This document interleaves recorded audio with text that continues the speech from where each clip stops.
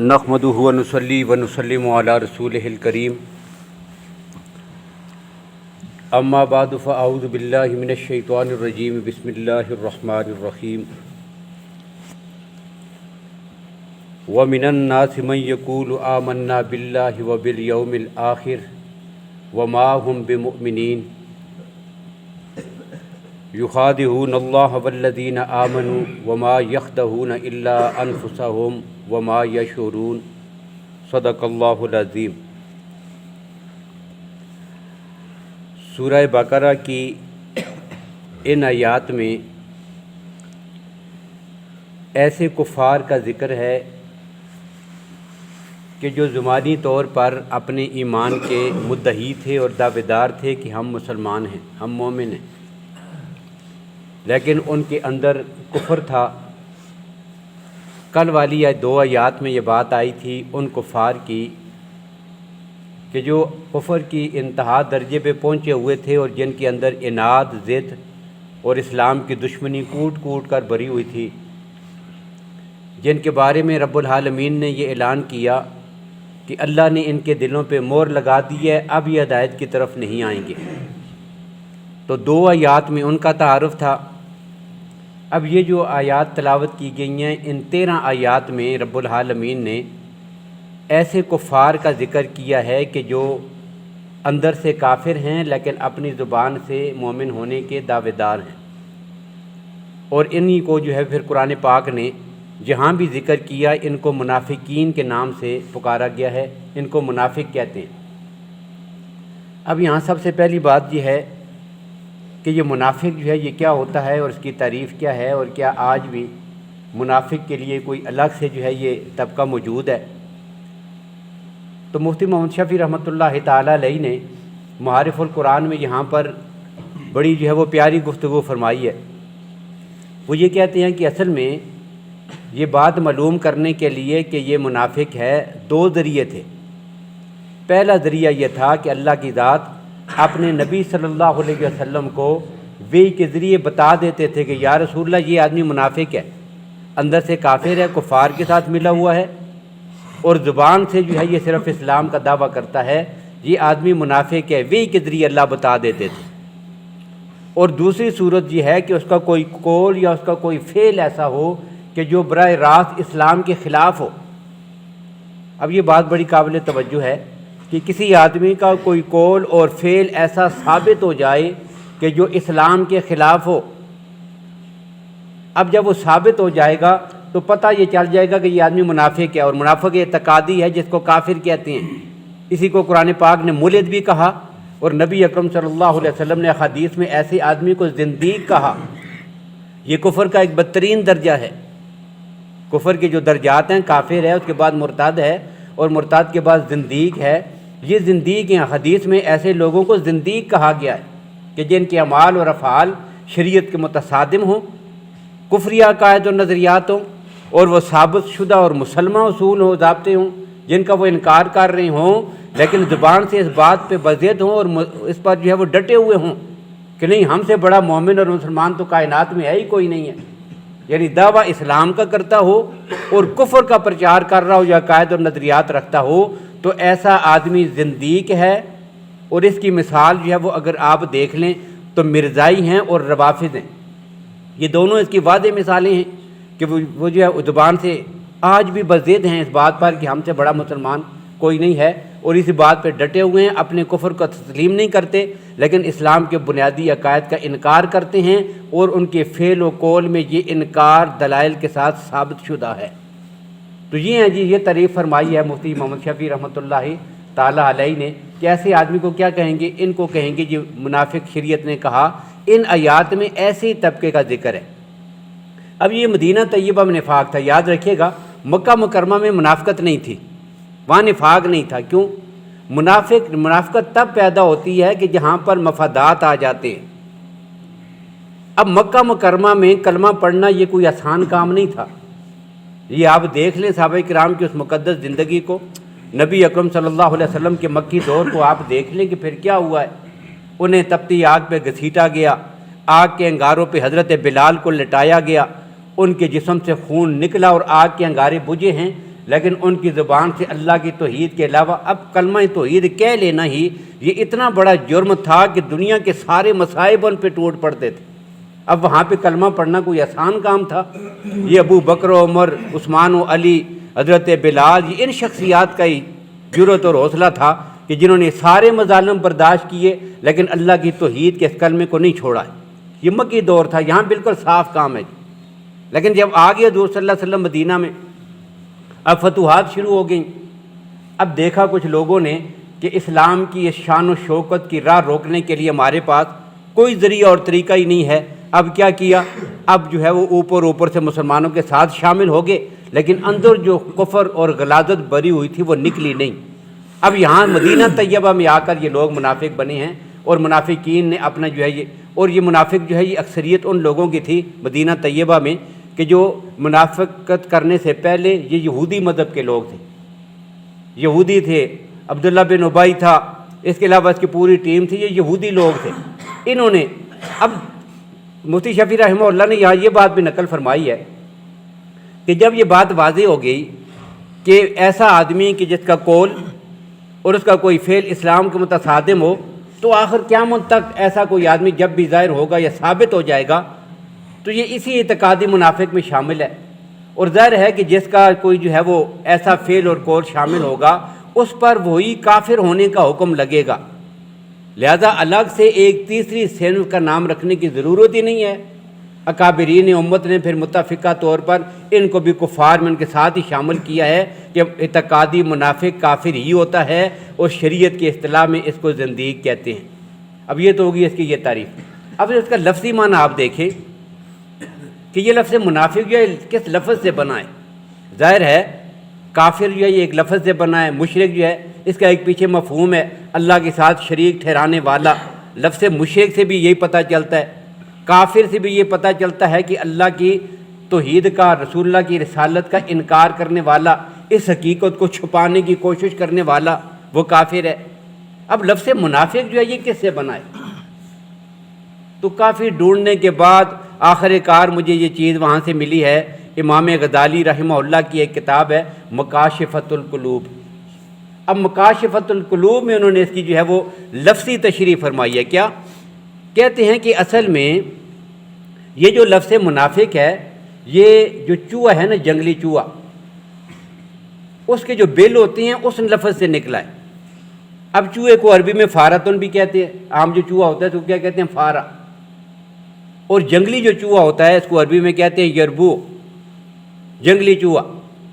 اب انہوں نے کہا کہ یہ جو جنگلی چوہا ہوتا ہے نا، کھیتوں میں، پہاڑوں میں، جنگلوں میں، اب آپ دیکھیں کہ اس کا بل ہے، اور بل سے جو ہے وہ چوہا باہر نکلا ہے، کھاتا پیتا پورے کھیتوں میں گھومتا پھرتا ہے، پھر جا کر بل میں داخل ہو گیا۔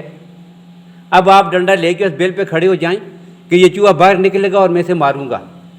آپ سارا دن کھڑے رہے، 2 دن گزر جائیں گے، 3 دن گزر جائیں گے، لیکن وہ اپنے سوراخ سے باہر نہیں نکلے گا۔ آپ سوچیں گے اندر وہ کھاتا کیا ہے، وہ پیتا کہاں سے ہے، اتنے دن اندر باندھ رہا ہے، وہ تو مر گیا ہوگا۔ لیکن وہ کہتے ہیں کہ جب آپ دیکھیں گے کہ جو جنگلی چوہا ہوتا ہے اس کے 2 بل ہوتے ہی، ایک بل ہوتا ہی نہیں، 2 بل ہوتے ہیں۔ اب جس سے داخل ہوتا ہے اس کو کہتے ہیں کاسہاؤ یربو، کاسہاؤ سے کہتے ہیں، اور جہاں سے نکل جاتا ہے اس کو نافقہ کہتے ہیں۔ اب یہ چوہے کا بل ہے نا، نافقہ، اس سے لفظ منافق بنا ہے، اپنے آپ کو اسلام میں ظاہر کرنا اور کفر کی طرف نکل جانا۔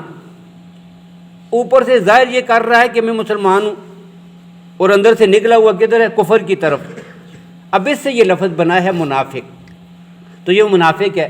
اب ان کی صفات جو قرآن پاک نے 13 آیات میں جو بیان کی ہیں، سب سے پہلی بات یہ بیان کیا کہ یہ دعویٰ کرتے ہیں کہ ہم اللہ پر اور آخرت پر ایمان رکھتے ہیں۔ وَمِنَ النَّاسِ مَن يَقُولُ، یہ لوگ ہیں جو یہ کہتے ہیں آمنا باللہ و بالیوم الآخر، ہم اللہ پر بھی اور آخرت پر بھی ایمان رکھتے ہیں، لیکن اللہ کہتے ہیں وَمَا هُم بِمُؤْمِنِينَ، یہ ایمان رکھنے والے، یعنی ان کے کہنے کا کوئی اعتبار نہیں، زبان سے کہنے کے باوجود یہ مومن نہیں ہیں۔ اب یہاں پر سوال یہ پیدا ہوتا ہے کہ دیکھیں یہ یہودی تھے پہلے، یہ اہل کتاب تھے، ان میں سے یہ منافق بن گئے، لیکن یہودی وہ ہیں کہ جو ان دونوں چیزوں کا یہودی ہونے کے ساتھ ساتھ تسلیم کرتے تھے۔ کیا اللہ پر بھی ایمان تھا اور آخرت کو بھی وہ مانتے تھے. کیوں؟ سابقہ آسمانی کتابوں کی تعلیمات میں بھی اللہ کی ذات اور آخرت کا عقیدہ یہ بنیادی عقائد میں شامل ہیں.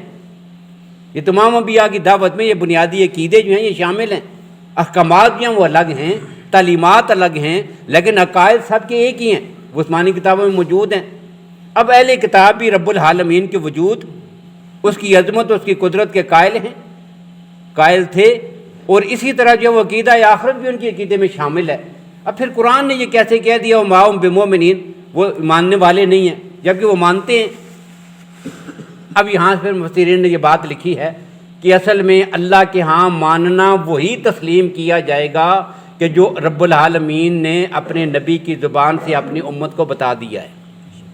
اللہ کو اللہ ماننا ہر مذہب والا مانتا ہے، ہندو بھی مانتے ہیں، سکھ بھی مانتے ہیں، ان کے یہاں بھی خدا کا ایک تصور ہے. اور دنیا کا ہر کافر سوائے جو ہے وہ کیمونسٹ کے، جن کو داریہ کہتے ہیں، وہ کسی خدا کے قائل نہیں. ایک کیمونسٹ بھی ہے، وہ کسی خدا کے قائل نہیں کہ دنیا میں کوئی خدا نہیں ہے. یہ خود بخود یہ قدرت ویسی ایک عام نظام ہے. وما یہلکنا الا الدہر، بس زمانہ گزرتا ہے اور اس میں خود بخود یہ عمل سر انجام پاتا ہے کہ ایک چیز ختم ہو جاتی ہے، پھر دوسری نئی پیدا ہو جاتی ہے. کائنات کا نظام چل رہا ہے. اور اسی وما یہلکنا الا الدہر جو لفظ ہے، اسی وجہ سے ان کو داریہ کہتے ہیں، انگلش میں ان کو کیمونسٹ کہتے ہیں. یہ کسی خدا کے قائل نہیں ہے. ان کے علاوہ دنیا کا ہر کافر بھی اللہ خدا کے وجود کا قائل ہے، چاہے اس کے نظریے اس کا تصور کوئی بھی ہو. لیکن اللہ کے ہاں قابل قبول تصور کون سا ہے؟ وہی کہ جو اللہ کے نبی صلی اللہ علیہ وسلم نے بتا دی ہے. رب العالمین کی وہی تعریف کہ جو رب العالمین کی تعریف قرآن پاک نے کی ہے، اللہ کے نبی نے سمجھائی ہے. عقیدہ آخرت وہی تسلیم شدہ ہے کہ جو نبی اکرم صلی اللہ علیہ وسلم نے بتایا ہے یا قرآن پاک نے اس کی وضاحت کی ہے. اس کے علاوہ کسی بھی ترتیب سے اللہ کی ذات کا اقرار کرنا یا آخرت کا اقرار کرنا وہ اللہ کے ہاں قابل قبول نہیں ہے. اب پہلی بات یہ ہے. دوسری بات یہاں پر یہ ہے کہ یہ دیکھیں جب انہوں نے دو باتیں کہی ہیں، منافق ہے، ظاہر منافق ہے، اس نے گڑبڑ تو کرنی ہے، منافقت کرنی ہے، یہاں بھی منافقت کر گیا ہے. یعنی منافق ایسا منافق ہے کہ وہ تو عقیدے اور نظریے کے لحاظ سے منافق تھا ہی، لیکن یہاں جو دعویٰ کیا ہے اس میں بھی گڑبڑ کر گیا ہے. کیسے مسلمانوں کی آنکھوں پر یہ پٹی باندھنے کی کوشش کرتے ہیں اور پردہ ڈالتے ہیں. یہاں کیا منافقت کی ہے؟ یہودی ہے، منافق ہو گیا ہے. اس کے سابقہ عقیدے میں بھی اللہ کی ذات کا اقرار، آخرت کا اقرار موجود ہے، لیکن رسالت کا اقرار موجود نہیں ہے. رسول اللہ کی رسالت کو وہ نہیں مانتا. یہودی ہے، رسول اللہ کی رسالت کو وہ نہیں مانتا. عیسائی ہے، رسول اللہ کی رسالت کا قائل نہیں ہے. اب یہاں بھی جب ایمان کی بات آئی تو کہتا ہے آمنا باللہ و بالیوم الآخر، کہ میرا اللہ پر بھی اور آخرت پر بھی ایمان ہے. اب یہاں یہ کہتا ہی نہیں ہے کہ میرا رسالت پر بھی ایمان ہے. اب یہاں رسالت کا ذکر کیا نہیں کیا. اب اللہ کہتے ہیں کہ سنو، جو آدمی کہتا ہو میرا آخرت پر ایمان ہے، جو آدمی کہتا ہو کہ میرا جو ہے وہ اللہ کی ذات پر ایمان ہے، اس بات کا دعویٰ کرتا ہو جب تک وہ میرے نبی کی رسالت کا قائل نہیں ہوگا تب تک میں کہتا ہوں وہ مومن ہی نہیں ہوگا. مسلمان تب بنے گا کہ پہلے میرے نبی کی رسالت کا اقرار کرے، پھر میرے نبی نے جیسے بتایا ہے ویسے اللہ کا اقرار کرے، جیسے میرے نبی نے وضاحت کی ہے ویسے آخرت کا اقرار کرے گا، تب جا کر مومن بنے گا. اس کے علاوہ وہ مومن بن سکتا نہیں ہے. اس لیے انہوں نے یہاں بھی جب گڑبڑ کی تو اللہ نے اس کا پردہ بھی فاش کر دیا. اس لیے اللہ نے کیا فرمایا کہ یہ مومن نہیں ہیں. اب یہ ان کی خصلت ہوتی ہے. اب بہت سارے واقعات احادیث میں ان کی شرارتیں، ان کی خباثتیں کیسے کیا کرتے تھے، یہ سارا موجود ہے. نبی اکرم صلی اللہ علیہ وسلم کے ایک صحابی ہیں حضرت عمیر ابن سعد رضی اللہ تعالیٰ نے، چھوٹا سا بچہ تھا، دودھ پیتا بچہ، ان کا والد فوت ہو گیا. اب یہ بچہ یتیم رہ گیا. اب بڑی پریشانی کی حالت میں، یتیمی کی حالت میں جس کی زندگی بسر ہو رہی ہے، انہی حالات میں اس کی والدہ نے ایک اوس قبیلہ کے ایک آدمی سے شادی کر لی جس کا نام تھا جلاس ابن سوید. اس سے شادی کر لی. اب یہ بڑا مالدار آدمی تھا. اب ان کی والدہ کا نکاح جب اس آدمی کے ساتھ ہو گیا تو یہ بھی اپنی ماں کے ساتھ اس کے پاس آ گئی. اب یہ آدمی بڑا مالدار تھا، بڑی دولت تھی. اب اس نے کیا کیا، اس بچے کو بڑے زبردست طریقے سے پالا، اس کی پرورش کی. اسے محسوس نہیں ہونے دیا کہ اس کا والد نہیں ہے اور یہ یتیم ہو گیا. اب بڑے لاڈ پیار کے ساتھ اسے بھول ہی گیا کہ میں بھی یتیم بچہ ہوں. اب بڑا ہوا، جب تھوڑا بڑا ہوا پھر نبی اکرم صلی اللہ علیہ وسلم کی دعوت انہیں پہنچی تو بچپن میں ہی اس بچے نے اسلام قبول کر لیا تھا۔ اب جلاس نے بھی کلمہ پڑھا ہوا تھا، جلاس بن سوید جو ہے ظاہر ہے اس نے بھی کلمہ پڑھا ہوا تھا، وہ بھی اپنے آپ کو مسلمان کہتا تھا۔ اب کہتے ہیں پھر ایسے ہی چلتے چلتے وہ وقت آیا، سن 9 ہجری ہے، نبی اکرم صلی اللہ علیہ وسلم نے غزوہ تبوک کا اعلان کر دیا۔ اللہ کے نبی نے فرمایا ہم نے رومیوں کے خلاف لڑنے کے لیے جانا ہے، تیاری کرو۔ اب نبی اکرم صلی اللہ علیہ وسلم کا معمول کیا تھا؟ جب بھی کسی جنگ کے لیے لشکر نے جانا ہوتا، جانے سے پہلے اللہ کے نبی اس طرف سفر کرنے کی جو سمت ہے متعین کر کے بتاتے نہیں تھے کدھر جانا ہے، بس کہتے تھے تیاری کرو، تاکہ آخر وقت تک کسی کو پتہ نہ چلے اور رات فاش نہ ہو کہ ہم نے کیا کرنا ہے۔ خفیہ طور پر بس جنگ کی تیاری کرنی ہے، آخر وقت نکل جانا ہے، بتا دینا ادھر نکلیں گے۔ اب صرف تیاری کا کہتے تھے، لیکن یہاں جنگ اتنی سخت تھی کہ اللہ کے نبی صلی اللہ علیہ وسلم نے بہت پہلے ہی صاف لفظوں میں بتا دیا تھا کہ بھئی رومیوں کے ساتھ جنگ ہے اور اتنا لمبا سفر ہے، گرمی کا موسم ہے اور بہت بڑا لشکر ہے، تربیت یافتہ فوج ہے جس سے پہلی بار ہمارا جو ہے وہ سابقہ پڑھ رہا ہے، لہذا بھرپور تیاری کر کے نکلیں گے، پہلے ہی صاف بتا دیا۔ اب صحابہ کرام تیاری میں لگے ہوئے ہیں، اور یہی وہ نظر تھا کہ جس کو اللہ نے سورہ توبہ میں بڑی تفصیل کے ساتھ ذکر کیا ہے کہ یہ سخت پریشانی اور مشقت کے دن ہیں، فصلیں الگ پکی ہوئی ہیں، گرمی کا موسم ہے، لوگ اپنی فصلیں سنبھالنے کے لیے کھجوریں توڑنے کے لیے تیار ہیں، اتنے میں نکلنے کا حکم ہوا سب چھوڑ چھاڑ کے، اور اتنا لمبا سفر۔ تو ایسے حالات میں اللہ کے نبی نے پھر جب چندے کا اعلان کیا، پھر سب نے اپنے حسب توفیق چندہ بھی جمع کیا، وہ تفصیل انشاءاللہ پھر کبھی آئے گی، بڑی ایمان افروز تفصیل ہے۔ اب اسی حالات میں وہ حضرت عمیر ابن سعد کہتے ہیں رضی اللہ تعالیٰ عنہ کہ میں نے دیکھا کہ میرا وہ جو گھر کے میرے والد ہیں جن کی پرورش میں میں ہوں، وہ میری پرورش کرنے والا وہ جو آدمی ہے جلاس، وہ کوئی تیاری نہیں کر رہا، سارے صحابہ لگے ہوئے ہیں، اور اس حد تک لگے ہوئے ہیں حدیث میں موجود ہے کہ ایک صحابی کے پاس جہاد میں جانے کے لیے کچھ بھی نہیں تھا، گھر میں کیا تھا؟ پرانا سا ایک بستر تھا، وہ بستر بازار میں جا کر اس نے بیچ دیا ہے۔ کیوں؟ اللہ کی راہ میں نکلنا ہے، کچھ بھی پاس نہیں ہے، اب جانے کا سامان کرنا ہے، کیسے نکلیں گے؟ گھر میں دیکھا کچھ بھی نہیں، پرانا سا ایک بستر ہے، اٹھایا ہے، وہی بازار میں جا کے بیچ دیا۔ اس حد تک بھی کیا ہے، اور اس حد تک بھی کیا ہے کہ ایک صحابی کے پاس کچھ بھی نہیں تھا، اور رات کو جو ہے اس نے اعلان کیا، لوگوں اگر کسی نے مزدوری کرانی ہو تو مجھے پیسوں کی ضرورت ہے، مجبور ہوں، مجھ سے مزدوری کراؤ۔ ایک یہودی اسے لے گیا رات کو اپنے باغ میں، یہ کھجوریں ہیں پورے باغ میں، کنویں سے پانی نکال نکال کر ان کھجوروں کو پانی لگاؤ۔ ساری رات وہ کھجوروں کو پانی دیتا رہا، جب صبح ہوئی تو اس نے 2 کلو کھجوریں جو ہے اس کو مزدوری میں دے دی۔ یہ 2 کلو کھجوریں ہیں اس نے شاپر میں کپڑے میں ڈالی اور لے لی۔ اب آ گیا حضور صلی اللہ علیہ وسلم کے سامنے، مسجد نبی میں ڈھیر لگا ہوا ہے، غلے کا بھی کھجوروں کا بھی، ادھر تلواروں تیروں سامان اسلحہ زرہ سب کچھ سامان کے ڈھیر لگے ہوئے ہیں۔ اب یہ 2 کلو کھجوریں بغل میں چھپائے ہوئے یہ بھی آیا، اب اسے شرم محسوس ہو رہی ہے، کیسے کہوں یا رسول اللہ یہ میری طرف سے قبول کر لی، اتنے بڑے بڑے ڈھیر ہیں، لوگوں نے اپنے گھر کا سارا سامان اٹھا کے دے دیا ہے، اب یہاں 2 کلو کھجوریں کیسے پیش کروں؟ شرم آ رہی تھی، اب چھپا کے کھڑا ہے۔ حضور نے فرمایا ادھر قریب آ جاؤ، کیا ہے بغل میں نکالو۔ اب نکال کے دکھائیں، یا رسول اللہ یہ کھجوریں ہیں، پیش کرتے ہوئے شرم محسوس کر رہا تھا اس لیے چھپا رکھی ہیں۔ اللہ کے نبی نے فرمایا مجھے اللہ نے وحی کے ذریعے بتا دیا ہے اس پورے ڈھیر میں اتنی برکت نہیں جتنی برکت اللہ نے تیری 2 کلو کھجوروں میں رکھ دی ہے۔ اللہ تمہارے اخلاص کو دیکھتا ہے۔ اب یہ وہ موقع تھا، لیکن یہی لڑکا کہتا ہے، عمیر ابن سعد رضی اللہ تعالیٰ عنہ کہتے ہیں کہ میں نے دیکھا کہ یہ آدمی کوئی تیاری نہیں کر رہا، پھر میں نے اسے کہا، میں نے کہا دیکھو سارے تیاری کر رہے ہیں، تیرے پاس اتنی مال و دولت بھی ہے، بڑا ٹھیک ٹھاک آدمی ہے، کھاتا پیتا ہے، کوئی تیاری نہیں کر رہا۔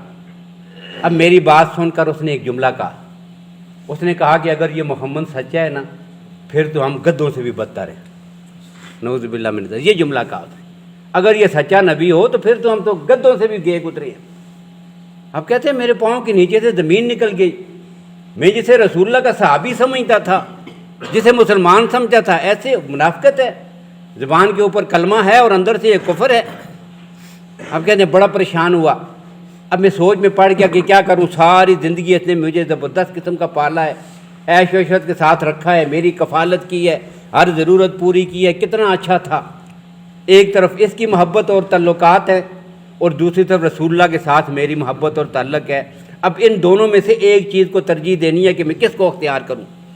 تو میں نے اسے صاف لفظ میں کہا کہ سنو، اللہ کے نبی صلی اللہ علیہ وسلم کے بعد پوری دنیا میں مجھے سب سے زیادہ محبت تیرے ساتھ تھی، تیرے رویے اور احسان کی وجہ سے، لیکن آج تو نے یہ جملہ کہہ دیا میرے نبی کے خلاف، تو اسے میں کسی صورت میں برداشت کرنے کے لیے تیار نہیں ہوں۔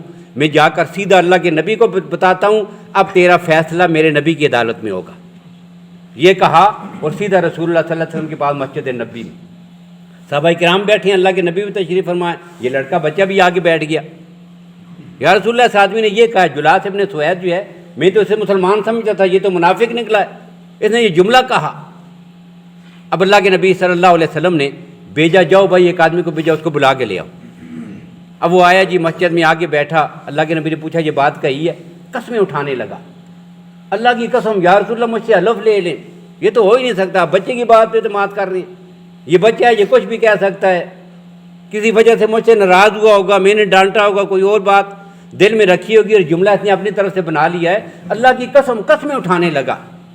اور نفاق کی سب سے بڑی علامت یہی ہوتی ہے، بات بات پہ قسم اٹھانا، یہ بھی منافقت کی علامت ہوا کرتی ہے۔ اب قسمیں اٹھا رہا ہے، بار بار جھوٹی قسمیں اٹھا رہا ہے۔